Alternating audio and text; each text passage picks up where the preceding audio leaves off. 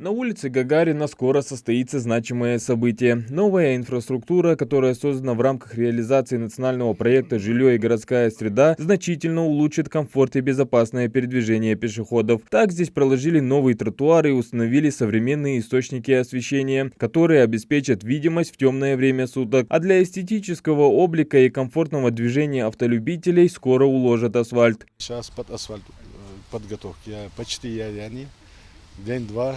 Начнем асфальт укладывать. Подобное преображение не только радует глаз, но и повышает уровень жизни граждан, чему они очень рады и выражают свою искреннюю благодарность за проделанную работу властям. Раньше у нас было очень грязно, все время слякоть, было тяжело проходить как и взрослым, так и детям.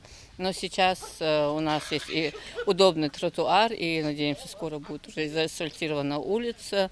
Мы выражаем вам свою благодарность. А вот на улице 27-го партсъезда все эти работы уже завершены.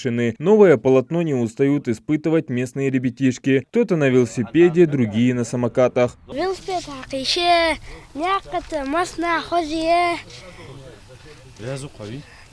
Благоустройством улицы занималась подрядная организация «Стройальянс». Отмечают, все делали в соответствии нормам и правилам. Асфальт уложили в 2 слоя. У меня его некачественно не делать, никакого смысла нету, потому что 5 лет эту дорогу обслуживаю я.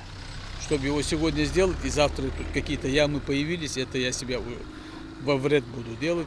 Этого дела мы такими намерениями тут не работали, по крайней мере. В этом году в рамках реализации национального проекта обустроено 4 улицы в Малгобеке. Всего по федеральному проекту с 2018 года благоустроено около 40 участков в черте города. Эта инициатива, поддержанная главой государства Владимиром Путиным, направлена на развитие инфраструктуры в регионах, повышение качества жизни граждан и создание комфортной городской среды. А чтобы учесть реальные потребности и предпочтения жителей, каждый год перед началом реализации проекта проводится голосование. С учетом мнения и предпочтений выбирают те или иные территории для благоустройства. Было выставлено 8-9 улиц, и наибольшее число набрала Капертино 4 общественных территории. А те 4 территории, которые меньшее количество было набрано, они переведены на 24 год. А чтобы в будущем не разрушать благоустроенную территорию, местная администрация за счет муниципального бюджета перед началом работ полностью меняет инженерные коммуникации, если в этом есть необходимость. Адам Гулоев, Абдулла Халухоев, Султан Костоев, Новости 24.